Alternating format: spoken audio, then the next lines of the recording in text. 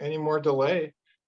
So wanted to welcome everyone to the second of Alice's new webinar series. Today, Rick Steiner will be talking about Alaska's oceans. But before we start, a few quick announcements.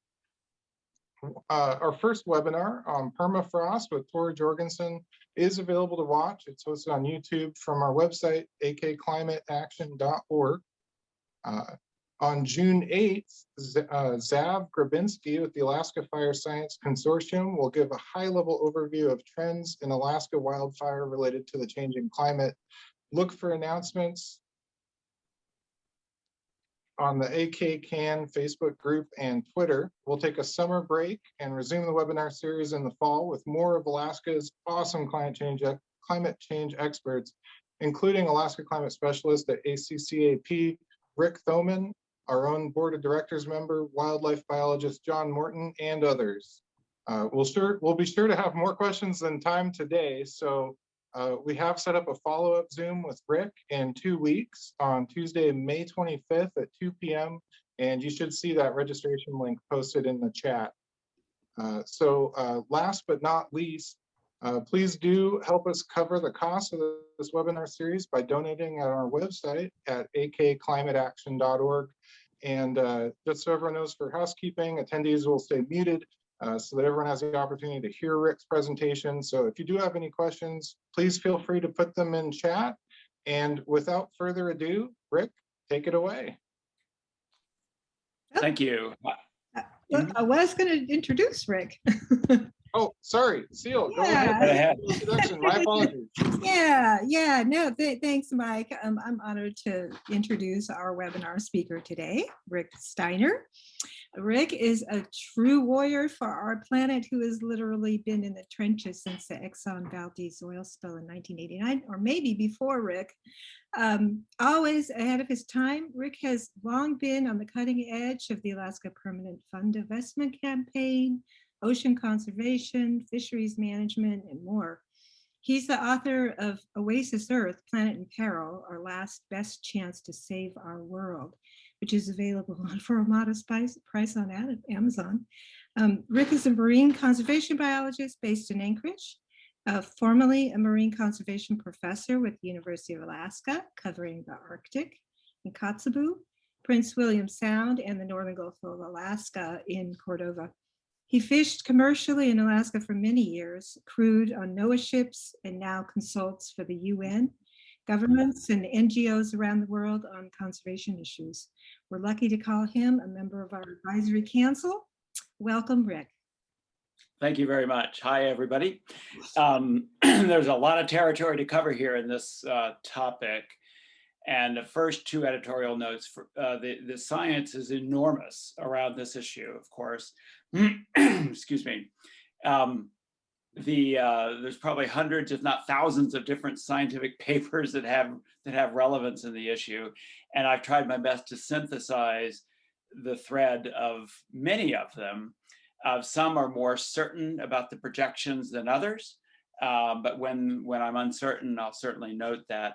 And then also I'd like to hats off to the photographers that have contributed to the presentation here. There's some of the best remarkable photographs of the Alaska oceans and Arctic that I've ever seen. So with that, we'll just roll through it. Let's just see, there we go. And you can see the cursor is my understanding, right? First of all, Alaska's oceans are truly America's oceans. About over half the US shoreline, 2/3 of the US continental shelf, and the total EEZ, exclusive economic zone off Alaska, is about 2 times the land area of the state, over 1 million square miles. So it's enormous. Certainly the most productive in the nation, and one of the most productive offshore areas anywhere in the world ocean. And we're in very serious trouble in Alaska from climate change, overexploitation, and pollution in various aspects. You know the climate story in general. Warming, Alaska air temps since 1960 are up in the summer 3 to 4 degrees Fahrenheit, in the winter 6 to 7 degrees, 2 to 3 times the warming of the rest of the planet. But climate change's most severe impacts are in the ocean. You know, we're terrestrial primates. We focus on what we know and what we see on land, but by far and away, most of the severe impacts are in the oceans, and we're not paying adequate attention to that. 90% of the atmospheric heat has been absorbed in the upper 500 meters or so of the ocean, and that gets transported very slowly around the world ocean. Greenland and Antarctic ice loss, you certainly know about this, has accelerated about six-fold just since 1990, and that's pretty frightening. Just one day in August 2019, over 12 billion tons of ice melted off the Greenland ice sheet. Hundreds of billions of tons melt off of Greenland and off the Antarctic ice sheet every year. This is a general graphic of the deep ocean current. The purple, deep purple, is the deep current. The pink and bright areas are the surface currents. These have slowed dramatically because of freshwater input off the Antarctic continent and off the Greenland continent. The freshwater then reduces the salinity, which is the real driver of that thermohaline deep water circulation. And so the deep ocean currents have already slowed 15 to 30% in the North Atlantic, and even the Antarctic bottom water has slowed dramatically. This could have remarkable impacts on climate globally. Surface winds and surface currents, however, have increased in velocity. Wave height over the last 30 or 40 years has increased almost about an inch a year. So several feet of significant wave height has increased because of surface wind-driven waves. Then there's these short and midterm ocean warming phenomena. The Pacific Decadal Oscillation, called also the regime shift. In the first 20 or 25 years of last century, we had a cold period in the Pacific. Then 1925 to 1950, it was a warm period. Then 1950 to 1975 about was a cold period again. And then subsequently, it was a warm period. And you'd think if it was truly cyclical like that, we'd be in a cold period right now, and we're not. El Niños are every 2 to 7 years, and the marine heat waves, also called the blob, was an anomaly of about 8 degrees Fahrenheit in ocean temperature above normal. The jet stream is slowing. This is this large upper tropospheric river of air. As it slows, because of the pressure difference is less between the poles and the tropics because of warming at the poles, this stream that's just like a river with less pressure gradient becomes meanders greater. And these meanders can then bring tropical air to the north and polar air to the south. And it can also set up these blocking high pressure systems, which is what caused the blob, the anomalous heat surface phenomenon in 2013 to 2017 about. So these short-term ocean heating events are now superimposed on gradual ocean warming. This just shows that it's a phenomenon across the North Pacific. The deep red is a 5-degree increase in ocean temperatures in the Arctic. And you can see that's really severe. Here's Alaska here, Russia here, Kamchatka. The Bering Sea should look like this in springtime. And let's see, it's not advancing. Maybe it's loading here. Well, okay, there we are. And in March 2019, a couple of years ago, this satellite image, here's St. Lawrence Island, Cape Prince of Wales, the Russian coast over here, Wrangel Island up here. Look at all the open water here. This is supposed to be about the sea ice maximum, and open water all up here past Cape Lisburne and Cape Point Hope. Pretty extraordinary. Sea ice decline, generally about 1% a year, 30% in 30 years. We've lost about 1 million square miles of sea ice in the Arctic, and we're down to about 1/3 of the original thickness of the ice. 1980, the ice minimum, which is September, present. Again, 1980, the minimum, the present. You can see where this is going over the next couple of decades. There will be periods in the Arctic Ocean in summer with very little, if any, sea ice. Glacial ice loss and thermal expansion has given rise to about 8 inches in ocean surface over the last century. It's projected to be another 2 to 4 feet if the trajectory continues by 2100. Another phenomenon is ice edge plankton blooms. As the sea ice is not as far south as it used to be and is receding faster, that incredible plankton bloom that is associated with the under ice edge has then lessened its organic production to the seabed. These diatoms, these glass encased phytoplankton cells, remarkably productive, they have decreased into the organic production in the seabed. These little calanoid copepods, the zooplankton that depend on this, they're about the size of a rice grain of rice, incredibly lipid rich. They move along with the ice edge, and as the ice edge retreats quickly, they're no longer available.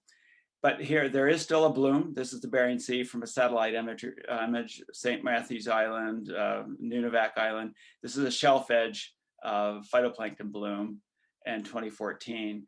The issue is these are generally different species compositions than the ice edge plankton bloom, so that has consequence.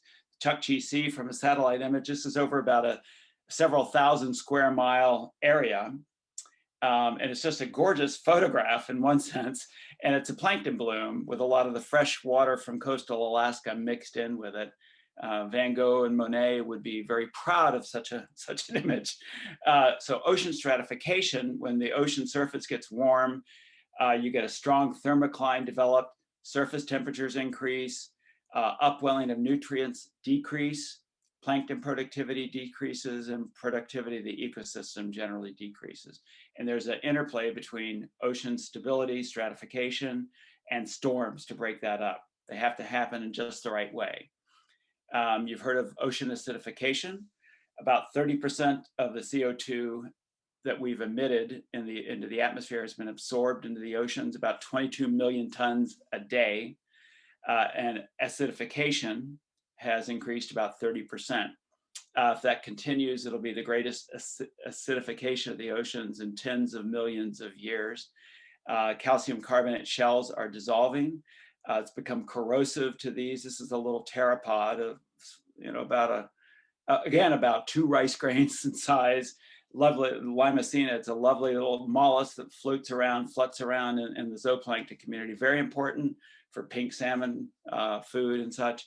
And it's guessed that by 2040, there may be a threshold beyond which their shells can no longer form. And for many shell-forming organisms, that will be the case. So this is pretty frightening stuff. Squids, statoliths, and fish otoliths, the little ear bones that are responsible for balance and hearing in both squid, much smaller, and fish otoliths, all the bony fishes, they've done some laboratory analysis, and they're actually forming abnormally with higher acidity.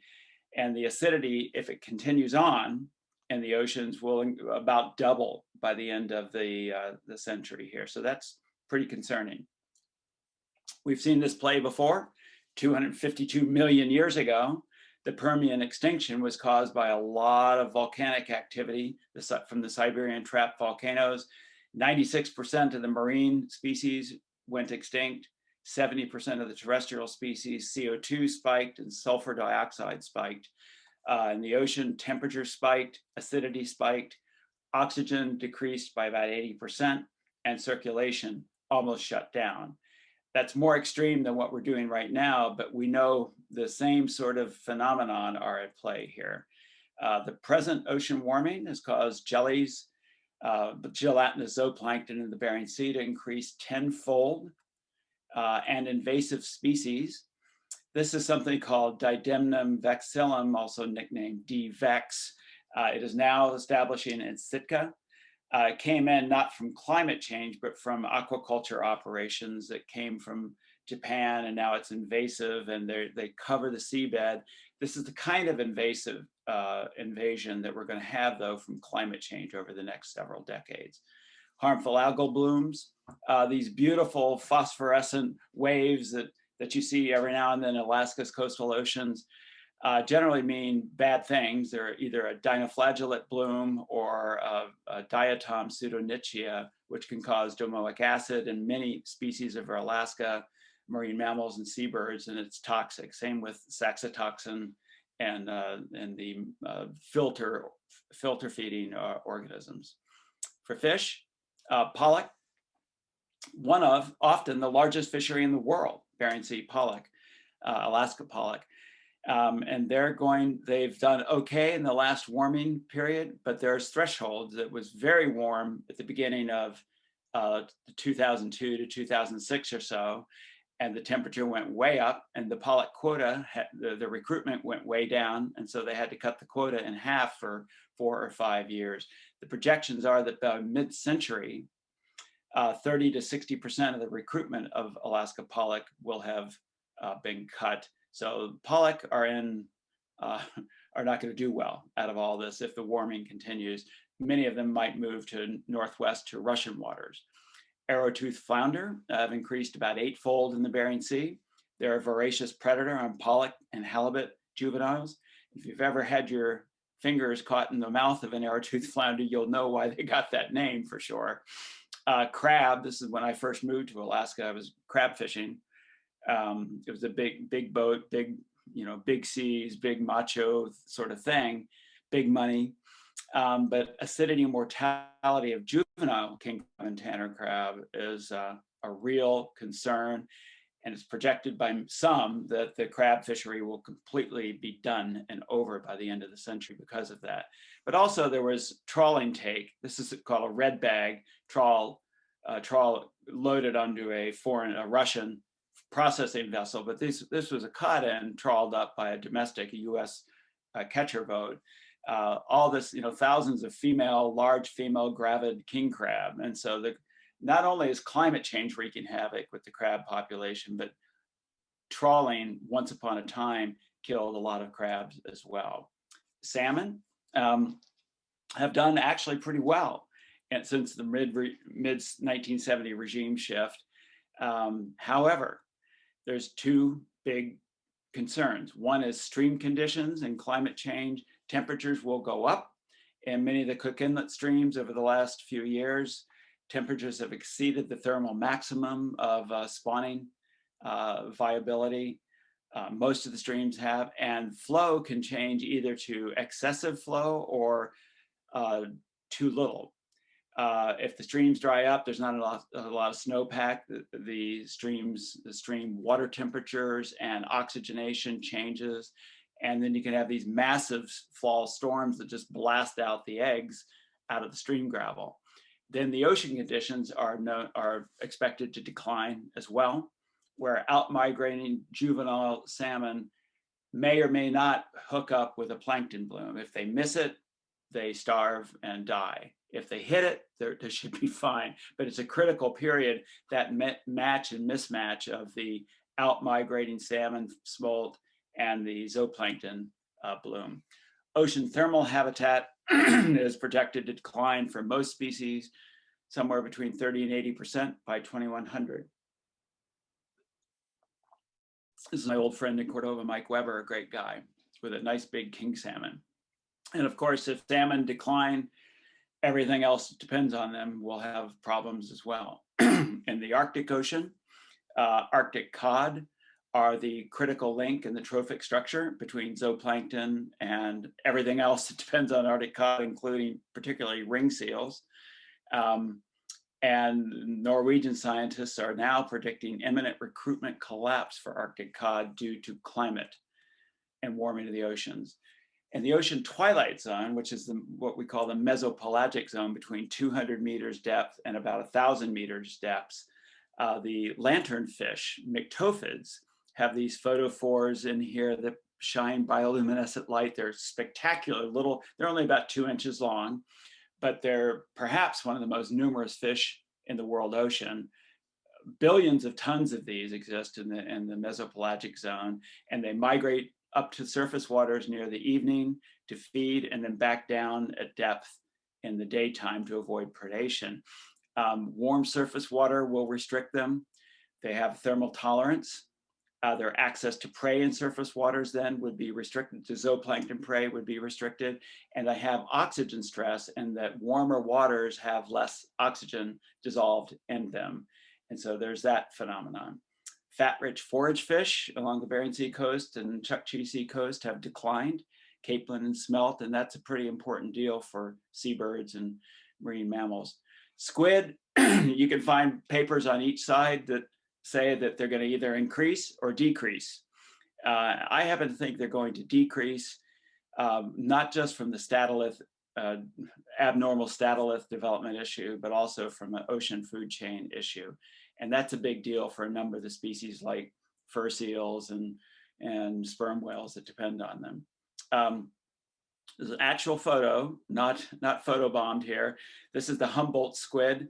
They're 6 to 8 feet just in mantle length, and another couple feet in and tentacles. Huge fishery for them down off of Peru and Chile and Mexico has collapsed due to warm water and to overfishing. So the largest shellfish fishery in the world, 500,000 tons or so, were caught, and now that has collapsed with the interaction of warm water and overfishing. There's some suggestions they may expand their range into Alaska. They've already been reported here. So we'll see. They would be a voracious predator on salmon if they were to do this. Seabirds, Alaska has over 60 species, some 50 million birds. It's quite extraordinary.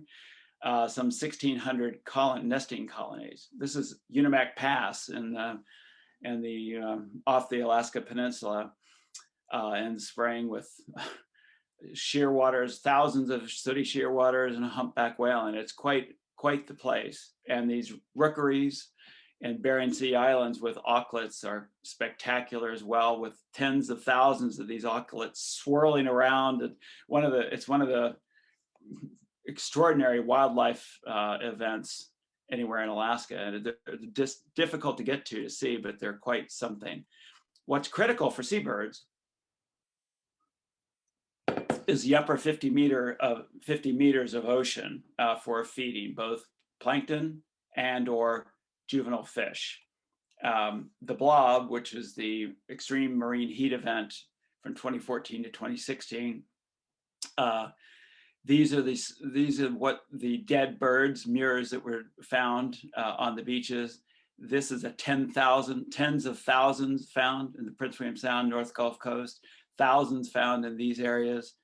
And the event was estimated to have killed over 1 million seabirds in that period. It's quite extraordinary what happened. So seabirds will certainly decline as ocean ecosystems respond to warm water and other climate manifestations. Marine mammals, these guys, I think we all kind of know the story here. Ring seals, the primary conduit between primary and secondary production in the Arctic Ocean and the upper trophic levels, primarily polar bears, prey and ice habitat will decline. There's still a couple million across the Arctic Ocean, but they need ice habitat. They are ice dependent, utterly ice dependent. They're particularly for their pups that don't have the fat layer yet. They have these beautiful coats that they need to be on ice. If there's no ice, they have a problem in reproduction. Spotted seals, same, they're ice seals. Bearded seals, Inuit call them ugruk, very large animals. They feed on the seabed. And then I think, personal opinion, our most beautiful seal, the ribbon seal, which are more pelagic and offshore, also an ice seal, and they'll be suffering from reduction in sea ice. Harbor seals are already declined in many places due to food chain upsets. Stellar sea lions are down 80% in much of their range, west of Cape Suckling and the Gulf of Alaska. Fur seals down about 50% already. And I hate to keep bringing you bad news here, but this is the fact and the truth, and we need to acknowledge it and then do something about it, which is what the last part of this conversation will be focused on. And the arguments for why all these declines may be occurring are food stress from commercial fishery extractions, predation from killer whales and such, biotoxins and contaminants. Walrus will decline. There's some argument about how quickly, but we know that they're a marine species. They need ice as resting habitat to get out over their benthic habitat to feed and rest on while they're feeding. because they are ultimately dependent on the seabed for food.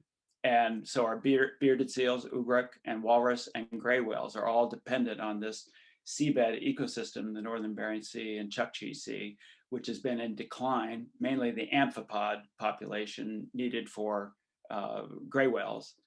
We'll talk about them in a second. So the walrus have been having to spend a lot of time on shore in late summer. This is 30-some thousand walruses on shore at Point Lay in the summer. And the same happens over on the Russian side. They post walrus guards to make sure nobody's swirling through there and poaching them or causing a stampede.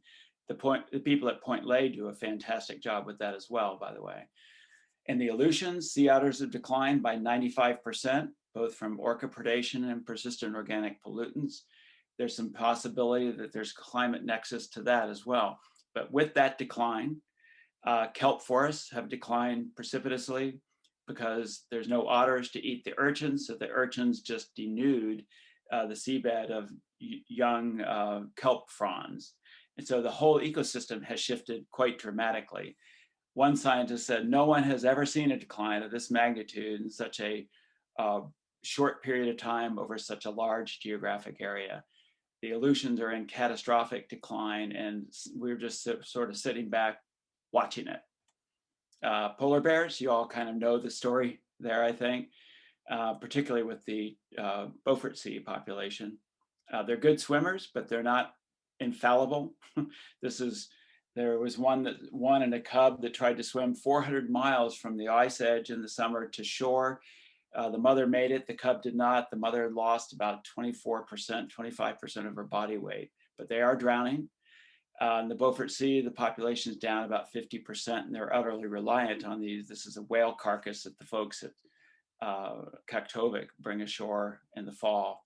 And as they fast during the summer without having their food resource, the persistent organic pollutants in their fat tissues come out flush into their body system. So there's that issue as well that's a threat to them. Bowhead whales are something that's actually expected to perhaps prosper from climate, although I think there's a limit to that as well. Belugas will probably suffer because Arctic cod, one of their principal prey, will be down. Sperm whales, this is my guess, my speculation. If squid decline because of the statolith, abnormal statolith development and or ecosystem changes where squid decline, the sperm whales will likely decline as well. Killer whales have already declined in the Aleutians from a prey decline, sea lions, harbor seals, and persistent organic pollutants. And I would also say that it doesn't help that some longliners, black cod longliners out there have used automatic weapons and high explosives to try to get the killer whales off the long lines, away from the depredation of the black cod on the long lines. Not many have done this, but it doesn't take many to. It's only a couple hundred whales in the Aleutian. So the gray whale population, there was an unusual mortality event in the 2018 to 2019 period where the population of about 25,000 went down 24% in that 1-2 year period. And that's a loss of about 5,000 or 6,000 individual whales. It's pretty dramatic. And it could be this Northern Bering Sea, Chukchi Sea, seabed productivity issue. It's not really known. Other whales probably going to decline as well, although that's very speculative. Doll porpoise, if the myctophids, the little lanternfish, which they rely on a lot, and squid decline, then so will doll porpoise. Okay, coastal villages. I think you guys know the story there as well. Kivalina here. There's only so much you can do to retain integrity, shore infrastructure integrity on a sand spit like this, given sea level rise, incredible coastal ocean inundation in the fall storms. Without sea ice, coastal wave impacts are skyrocketing. Coastal erosion is claiming many of these coastal villages. Sea ice dependent subsistence will suffer, it already is. And after crab fishing here, I travel around to all the Bering Sea villages and Arctic villages, and I really loved going out with these guys at Diomede. and in the winter with shore fast ice. And their method of king crab fishing was great. They just put a little line, cut a hole in the ice, a line down with a chunk of tom cod on it, and every single line had a king crab on it. So I love that aspect. But subsistence will get more difficult with less sea ice. It'll be harder to navigate with these umiaks and other skiffs to get out to do what people need to do.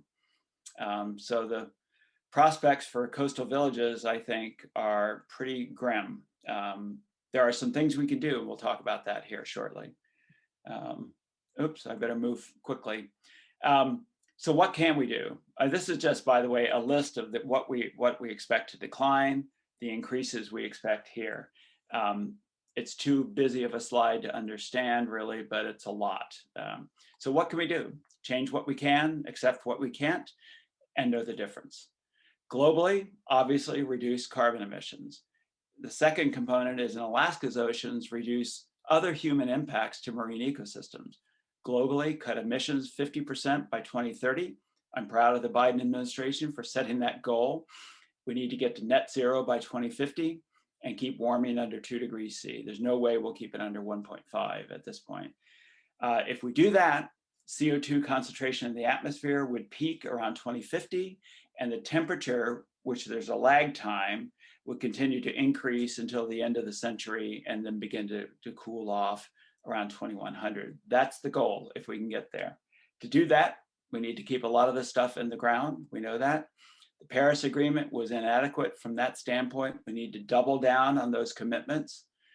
The Green Climate Fund has been around for 10 years. It was supposed to be $100 billion a year to help developing nations transition their economies from carbon intensive energy systems to low carbon.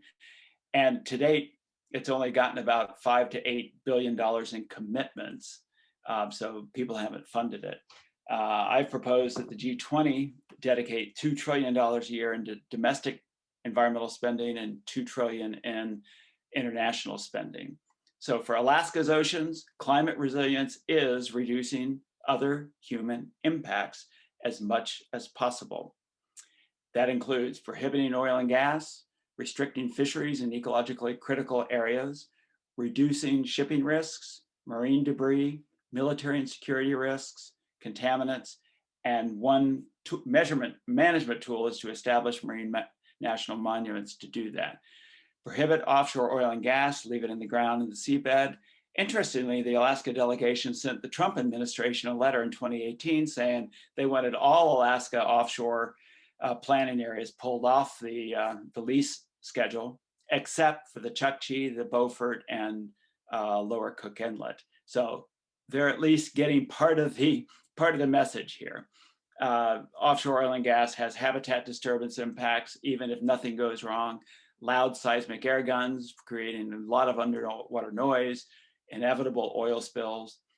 Secondly, we need to expand fishery closures in ecologically critical areas. I want to read this real quickly. It is extremely, this is from the National Research Council Bering Sea report in 1996. It's extremely unlikely that the productivity of the Bering Sea ecosystem can sustain current rates of human exploitation, as well as large populations of all marine mammals and bird species that existed prior to known exploitation. In other words, we can't maximize marine mammals, seabirds, and commercial fishery harvests simultaneously. The only thing we can do is dial down commercial fishery harvests offshore. So my recommendation to the government has been to reduce the total allowable catches in all federally managed fisheries to some extent. Insert a climate resilience buffer in all quotas. Reduce the factory trawl capacity about 50%. Right now, there's about 20 of these large factory trawlers in the offshore fishery. And concurrently, if we do that, reduce the total allowable catch, reduce the factory trawl capacity, we should increase the community development quota share and community quota entity share in the Gulf of Alaska. It's about 100 different villages get a share of all this, increase it from 10% up to 50%. So we'd be Alaskanizing the economic values of these offshore fisheries. Reduce shipping risks. it's a little hard to see this, but here's Alaska. We're looking at it upside down. Russia. The main shipping route right now across the Arctic is the Northern Sea Route, and then the Northwest Passage will open up at some point in the near future. But right now, it's the red line there. We know there's risks.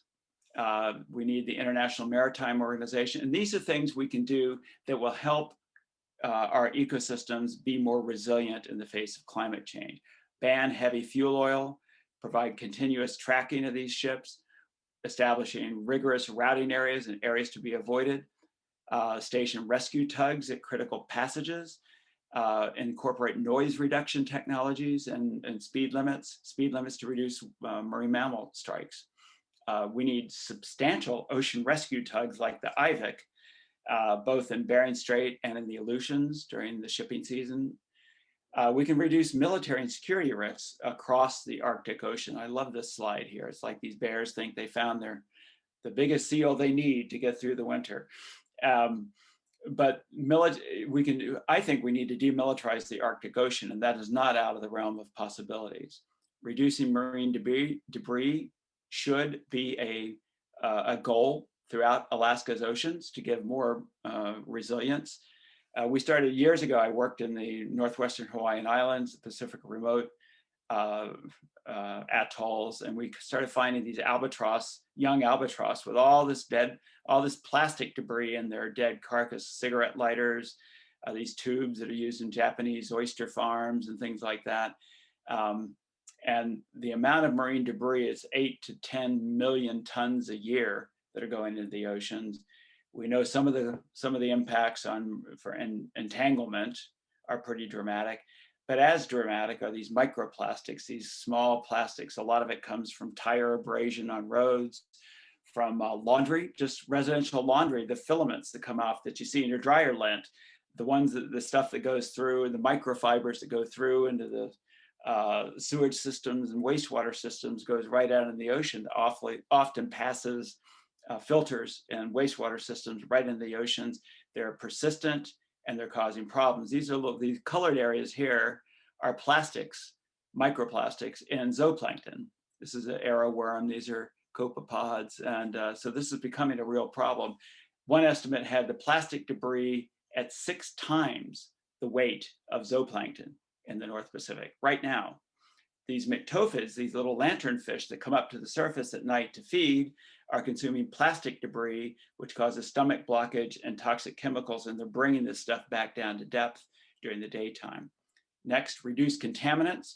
We manufacture over 100,000 different kinds of chemicals in the world every year, over 400 million tons. Most of it goes right into the environment. We don't know what 90% of it does as far as impacts. We know radioactivity in Alaska's oceans. There's a plan right now from the Japanese to release over 1 million tons of radioactive wastewater from Fukushima that they've been using to cool they've melted down reactor cores into the North Pacific. It will travel straight across to the west coast of the US and into Alaska waters. The nuclear scientists say, don't worry, it's low impact, low risk.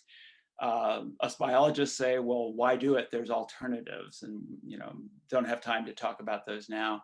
Then there's something called the bomb horizon in glaciers in Alaska and throughout the world, mainly the Northern Hemisphere, from all the above ground nuclear weapons tests of 1950s and the early 1960s until the above ground test ban treaty took effect in 1963. And anyone alive at that time in the Northern Hemisphere was dosed with this radioactive fallout. And this stuff settled on the ice, on the Greenland ice cap and Alaska's glaciers and all the tundra and such. And in the glaciers, it formed a horizon, a bomb horizon. The USGS says most of this has already come off in Alaska. We know it's still in the Greenland ice cap, and it's coming off, though, as we speak. So this stuff is being released. We can't do much about this, anything really about this now, but we can prevent additional anthropogenic radionuclides from being released, such as the Fukushima release. Protected areas, finally. Currently, only about 15% of the land surface of Earth are protected.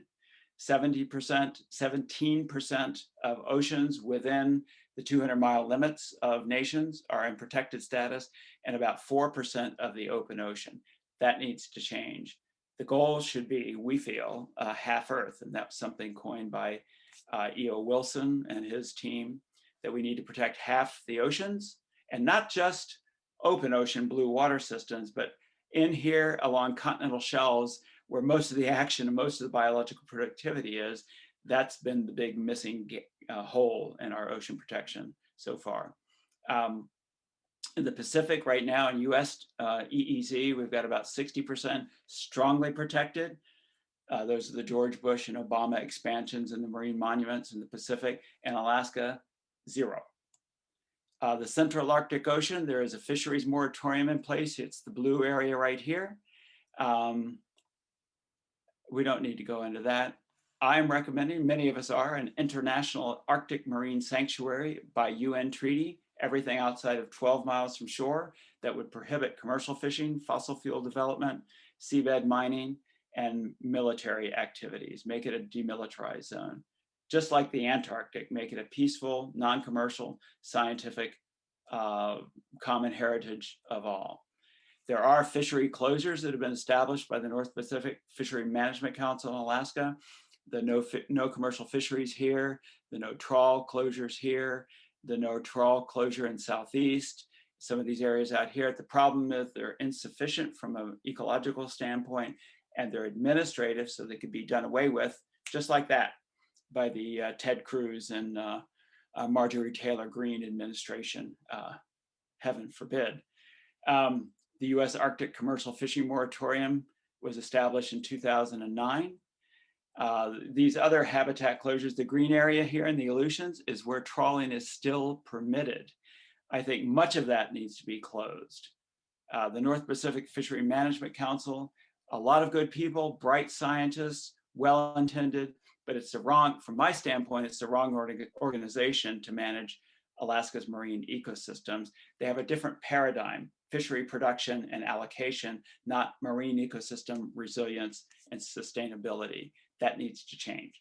The Global Ocean Alliance, years ago, and now it's got some 41 nations as members, coined the term of 30 by 30, to protect 30% of oceans by the year 2030. The Biden administration adopted that as its goal, ostensibly. The Alaska Marine National Monuments that we are asking to be considered, some areas in the eastern Gulf of Alaska, the northwestern Gulf, the Aleutians and Pribilofs, Bering Strait, and the Arctic Ocean. These can be designated by executive order. NOAA and the Fish and Wildlife Service would be the overarching federal management agency. They would have, each would have a monument advisory committee and a scientific advisory committee. They develop their own conservation management plan. At least they would prohibit oil and gas and bottom trawling. They would better manage shipping, marine debris, and all pollutants. And they would certainly protect and permit subsistence, small boat fishing, and a zoned approach, recreation, tourism, and research. Not more benign uses of the marine environment. Again, in the Pacific, northwestern Hawaiian Islands, Pacific Remote, Northern Marianas, and Rose Atoll, strongly protected, but mostly they were not threatened by much at all. This was the low-hanging fruit for the George W. Bush administration established these, the Obama administration expanded them. We recommended an Aleutian Islands National Marine Sanctuary in 2014, but because there was such little local support for them, they were declined. By 2050, it was declined. Then we turned to Marine National Monuments, and that was declined as well.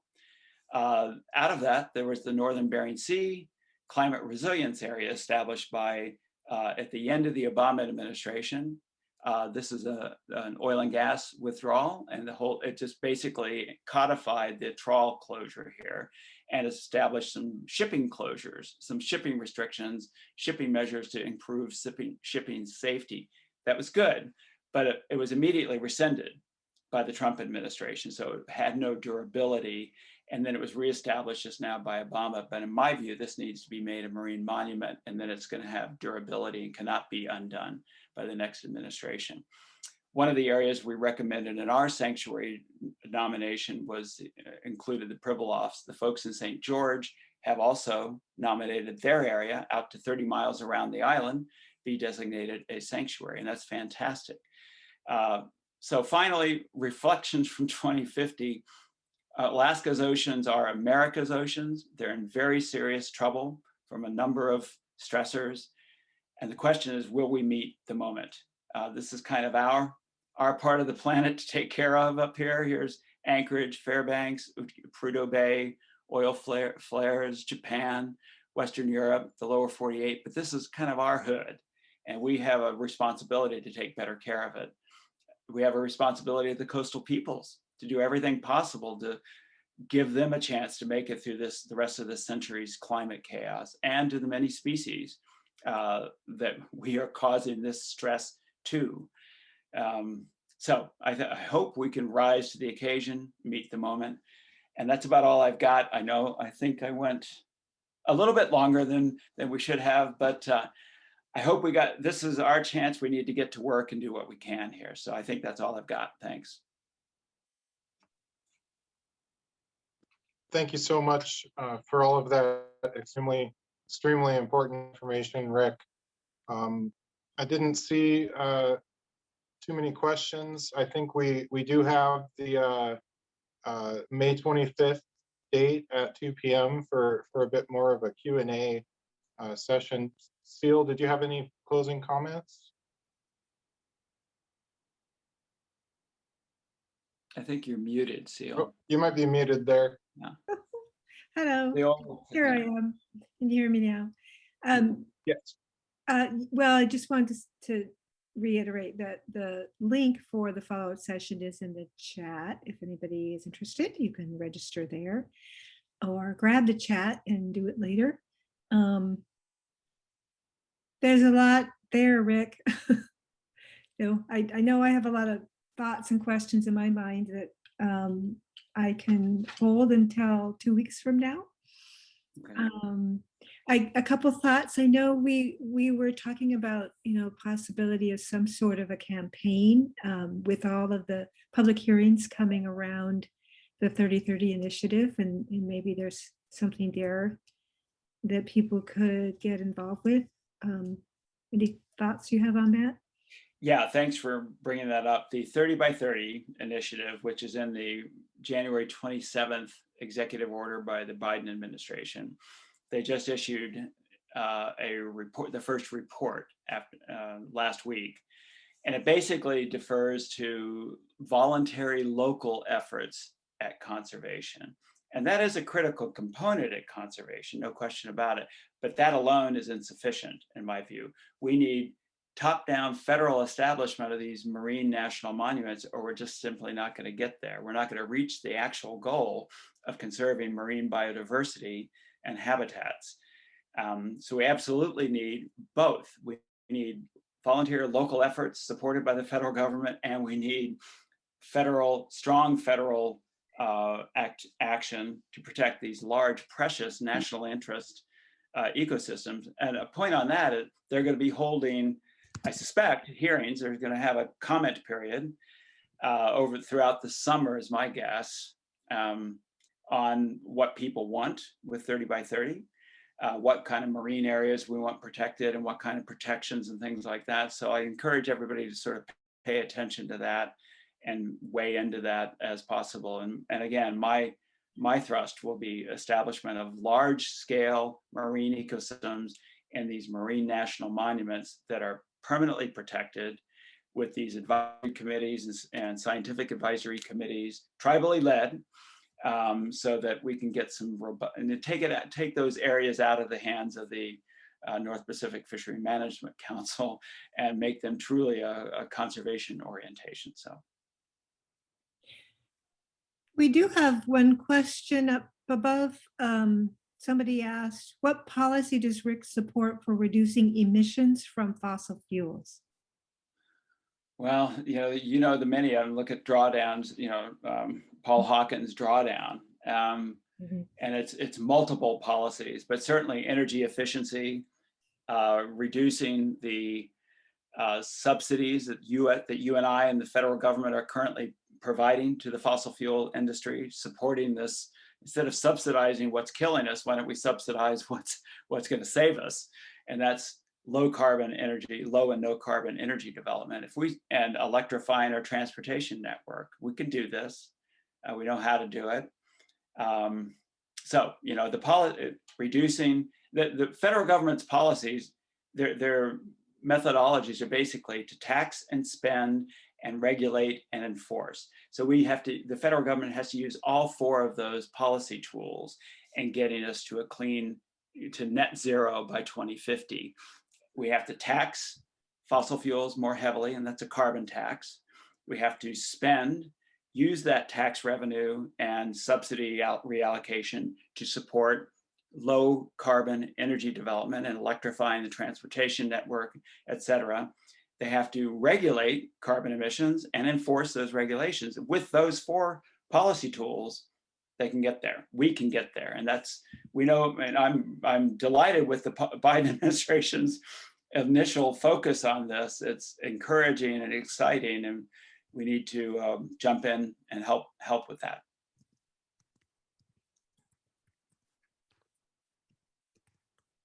Yeah, it is quite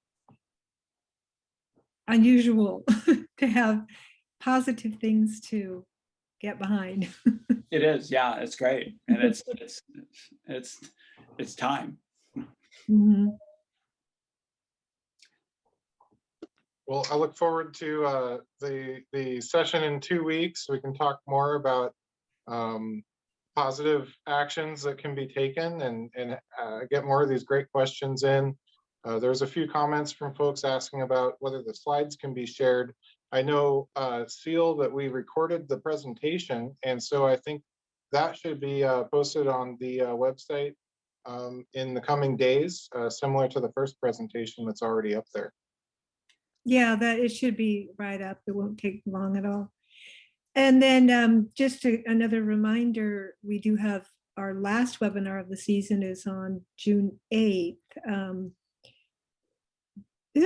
Mike, maybe you have the notes on, I'm not going to say his name. It's from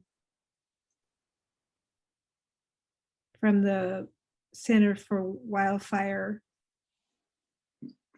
Mitigation and I don't know where he went.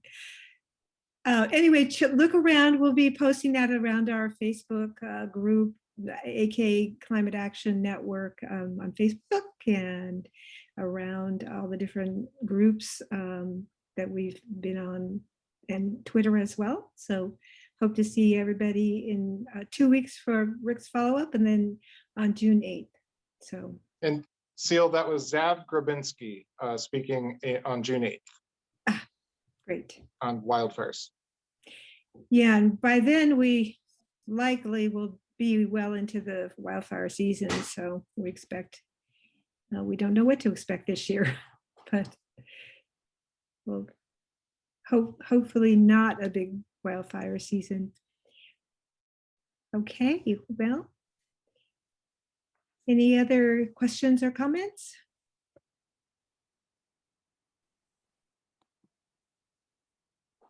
All right. Thank you all for attending. Thanks very much. Appreciate it. Thank you. Rick. Thanks so much. Thanks, We'll Rick. be in touch.